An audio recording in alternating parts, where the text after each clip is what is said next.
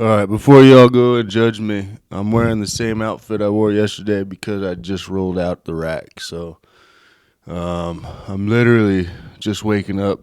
We just cracked a cold one this morning, Diet Coke. Got a little caffeine in there. I'm all out of energy drinks, so I got to go get some today. So this is what I'm working with this morning. So the reason I wanted to jump on this morning, first of all, you guys, like, follow, subscribe, the Treeline Podcast, please. Tell your friends if you got any. That way we can all have friends together. That being said, the reason why I got up this morning is because I did that video about John C. Woods, about the executioner during the Nuremberg trials. And ever since I watched that documentary, my YouTube algorithm has been swamped with just documentaries on these evil fucking people. Not John C. Woods. Obviously, he's a hero for killing those Nuremberg pieces of shits, right?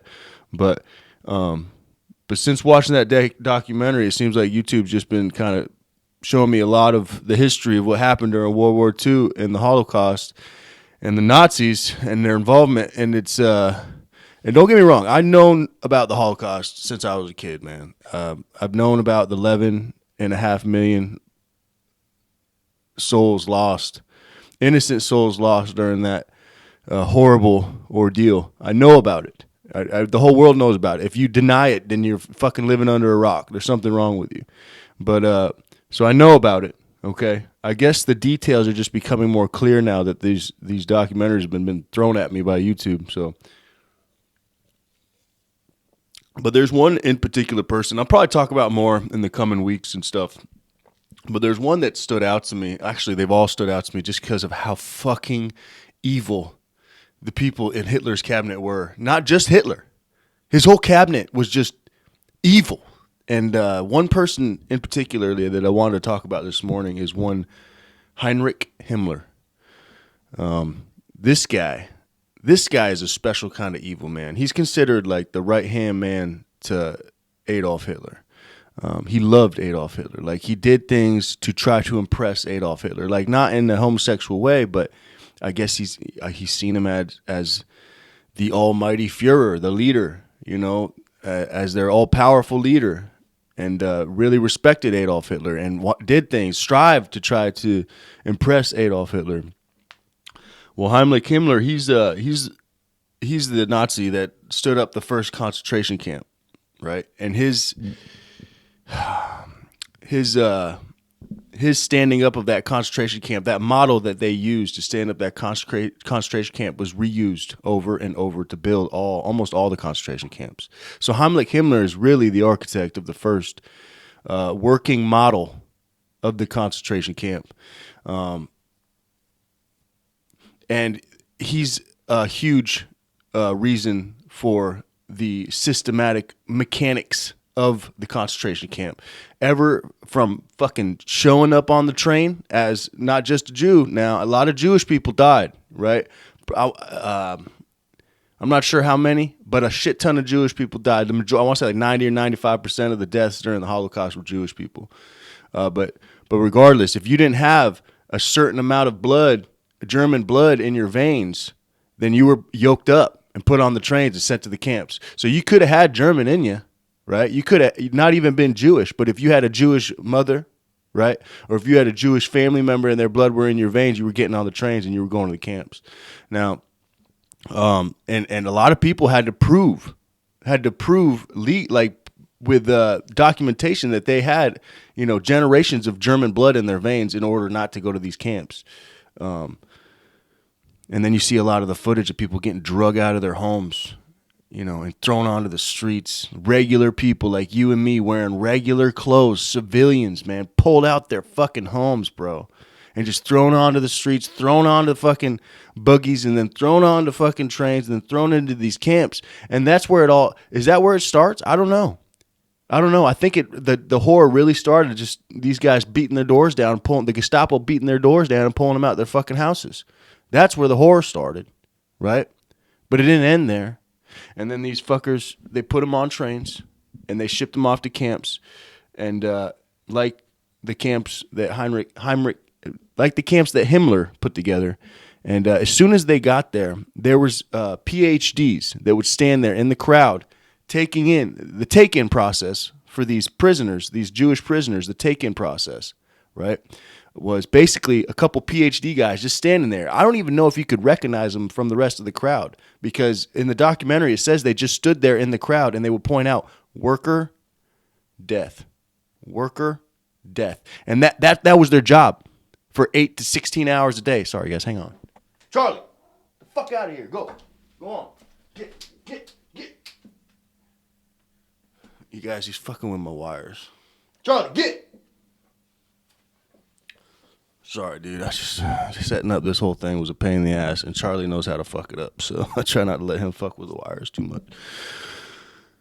But where was I? Yeah, so there was literally people, their job was full day, all day long. They would sit there and just point him out. Okay, he's strong enough to work. He's a worker bee. He goes that way. He looks a little weak, a little sick maybe, a little older, not quite a hard worker. He's going to go this way. He's going to go get gassed, right? And you know the gassing of prisoners wasn't even the first way that they were exterminating the Jewish people. It wasn't the first way they were doing it. Originally, they were just shooting them. And that was Heimlich's plan, just to bring them to the camps and exterminate them. And that was the easiest way to do it, just shooting. So all these soldiers, these German soldiers at these camps would just fire rounds at innocent people, line them up and shut them down. One after the other, rows after rows after rows. And then they would have to drag these bodies into pits. And then eventually the soldiers found it easier on them so they could work less hard, because I guess moving the bodies was hard work. They decided from now on they would march up the prisoners to the pit in which they were going to throw them, have them kneel at the edge of the pit, fire a round in the back of their skull so that they could fall into the pit, so they didn't have to move the dead bodies. Because they're disgusting pieces of shit. That's why.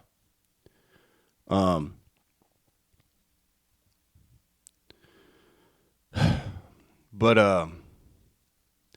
it doesn't end there, right?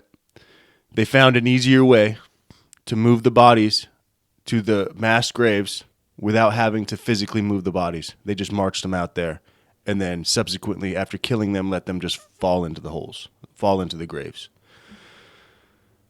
Well, apparently, some of these soldiers, nowadays we call it PTSD, they were getting some issues with doing what they were doing. Even though they were getting fed every day how the German bloodline is the ultimate, most powerful bloodline, and that all these other bloodlines needs to be exterminated in order for the German bloodline to thrive. They were told this every day by their leadership, mind you, so that it was easier. They were told this every day because their leadership, people like Himmler, thought that it would make it easier for these people to exterminate, yes, men, women, and children. These guys were killing, shooting in the back of the head, women and children, dude. Soldiers, fucking soldiers, bro. Defenseless women and children. I say it like it's news, you know what I mean?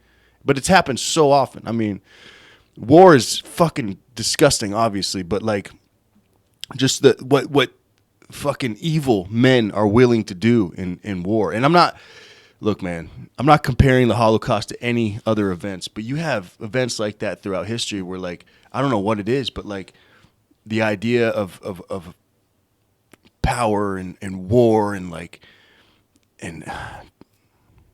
just the power to play God is so, I guess, addictive to these people. I'm not sure.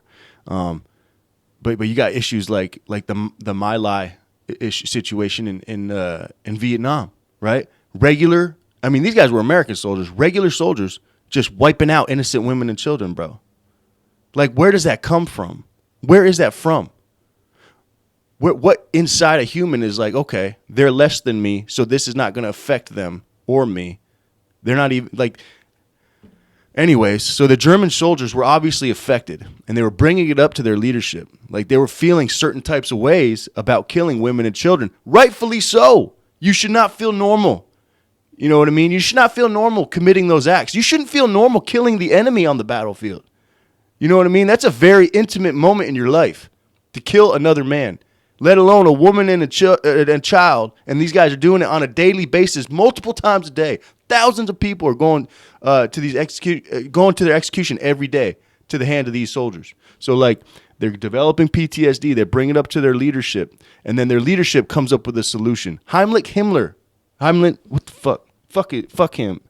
Whatever, Himmler, this dirtbag right here. He comes up with the idea of the gas chamber. That way, one, it's a lot less personal, right? The soldiers don't have to physically kill anybody. They just have to move the living person to the fucking gas chamber, turn on the switch, and literally the only way they knew they were all dead, and I'm sure you've all heard this before, and it's fucking disgusting, but is when they stopped hearing screaming. They didn't go do dead checks. You know what I'm saying? They just stopped hearing screaming, and then they considered, okay, job's done. Empty the chamber and refill the chamber. And some of these chambers would carry hundreds of people. Hundreds. And gone in 20 minutes of gassing. And 20 minutes is a long time to fucking die, dude. And 20 minutes isn't even like the longest. Some of these chambers, some of these people died in 30, 40 minutes. Suffocating for 30 or 40 minutes. Children and fucking women, bro. And this dude, Himmler, is the fucking mastermind, bro. Right-hand man to the devil himself, fucking Hitler, dude. And, but it's very arguable that this dude's just as evil, bro, as Hitler was. They're all fucking evil. But I'm just saying, like, this guy's a fucking monster. And then when he went to go, because like leadership. Anybody in the military knows if you're out operating anywhere, eventually at some point, high-ranking leadership comes out and visits the operation. They come out and visit the troops. They want to make sure morale's up. They want to make sure that we know what we're fighting for. We know that it's good cause, if it is good cause, right? In our case, hopefully it was back when I was, in Afghan, but whatever, whatever. I'm just saying they would do the same thing. They would have their leadership, their echelon leadership go out and visit the troops out at these concentration camps. And they got videos of it. They got videos of these dog and pony shows they would do at the concentration camps. You got Himmler in these videos. Hitler went to visit some. Some of these other high-ranking guys, which I'll probably get into in some later videos, but they went and did these visits, man, smiling, joking with the troops. As like you look in the background and there's like 30 Jewish people in the background, skin and bones, about to fall to their last fucking breath. And these guys are laughing, shooting the shit, joking like a regular dog and pony show. These guys are so fucking delusional, the Nazis, bro. They were so fucking delusional, man. But anyways, so Himmler, after successfully making concentration camps, right? Successfully murdering millions of fucking people, right? Basically directly responsible for the deaths of millions of Jewish people and just a shit ton of innocent people. Saw his first dead body ever in his life at a concentration camp visit. And supposedly in the documentary, he had gotten sick. Like he couldn't hold his own. He got sick like he got physically sick. He started throwing up because he couldn't handle the dead body. But he puts on his men every fucking day to walk into a gas chamber and gas men, women, and children every day. But he can't handle one dead body. This dude's a fucking joke, dude. How he got so high in the ranks, I don't fucking know. How he did it, I don't know. But he was the right hand of the devil, man. I guess you got to be a yes man. You got to be a yes man with some fucking power. And this dude walked in with power, man, and he was a yes man. Death by suicide. This man killed himself May 23rd, 1945. He was in British custody at the time and took his own life. I want to see where was he part? No, I don't know. He wasn't.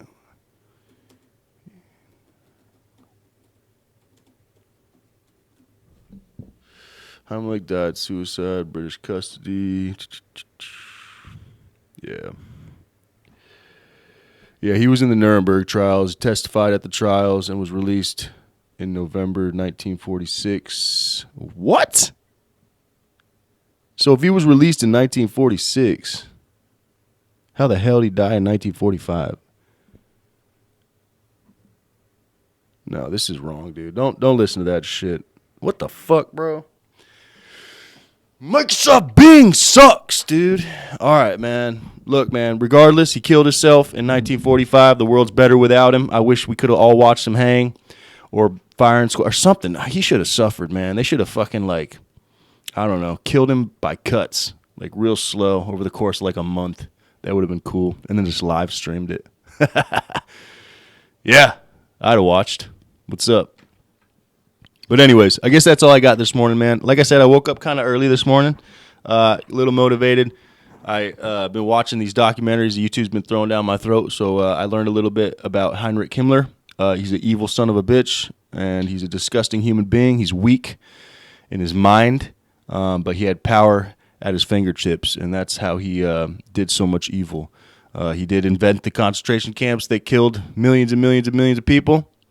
He has a direct hand in that responsibility. He killed himself in 1945, and like I said, the world's better without him, without his whole team of Nazis. They're fucking garbage human beings. If this ever happens again, man, if some asshole thinks that he can rise up with some fucking crazy fucking, I don't know, propaganda or crazy fucking way of life he tries to sell to the world that eventually kills millions of people, dude, yo, America ain't going to take it so lightly, bro. We're not going to sit in the sidelines for a couple years the first time this time, bro. I mean, I'd like to think that. But America's notorious for sitting on the sidelines. Damn, I got a story about that, man. I don't know if I should get in. Oh, fuck it. This will be my last story before I cut the Tree Line podcast for today. I got a story, man. A story that affected me a lot when I was younger, a young Marine. I remember on my first deployment, we were getting pushed a lot to kind of just let the Afghan police and let the Afghan military, the ANA, the Afghan National Army, do a lot of their own operations, and we were just supposed to be there to help them out and, advise them, as necessary. And I remember one day we had a police post, Afghan police post, probably a couple 100 meters from our fob, and it was probably like 2 or 3 in the morning. I was standing post, and I just seen a wave of fucking just Taliban. They just fucking went through they just fucking treated it just like a fucking training lane, dude. And they fucking cleared right through that police compound, killed everybody inside, and we watched. We stood and watched on post. We kept running it up the chain, and our platoon commander, supposedly, I don't want to say his name on here. No, I'm not going to say his name. But he supposedly he ran it up the chain, and the chain kept telling us, no, we cannot get involved. They have to take care of themselves. So we watched those men die that night. And I live with that, man. But that is the power of, I guess, standing by and doing nothing. And, we came in there towards the end of World War II, and we kind of got pulled into that fight with Pearl Harbor. But I think we should maybe had acted sooner. I don't know. I say that now, and then like people get pissed off about us acting on Ukraine. But understandable. I mean, that's not our fight, bro. I mean, I don't know. That's a whole nother conversation for a whole nother day, man. But yeah, I just wanted to tell my little story about just the power of what standing by and doing nothing has the power to do good and bad. Standing by and doing nothing results in dead bodies, and getting involved, sometimes also results in dead bodies. Anyways, that was just something I had an issue dealing with my first deployment. But yeah, anyways, Tree Line Podcast. Please like, follow, subscribe. I'm cutting it for today, you guys. I got a really cool day planned. I'm going to take some videos and pictures. Maybe I'll post them on the Tree Line Podcast. Maybe I'll start venturing out and seeing the world and bringing you guys out to the world. When I say you guys, I'm pointing at the cameras, specifically meaning the cameras, but you guys within the cameras as well. So yeah, today I'm going to go check out some stuff in Lakeland. I'm pretty excited. I'm going to go look at Bonnet Creek. I like being outside. It's not going to be too hot today, so I'm excited about that. Otherwise, Tree Line Podcast, like, follow, subscribe. I love you guys. Have a great weekend. Have a great Saturday. Don't be a fucking asshole. Later.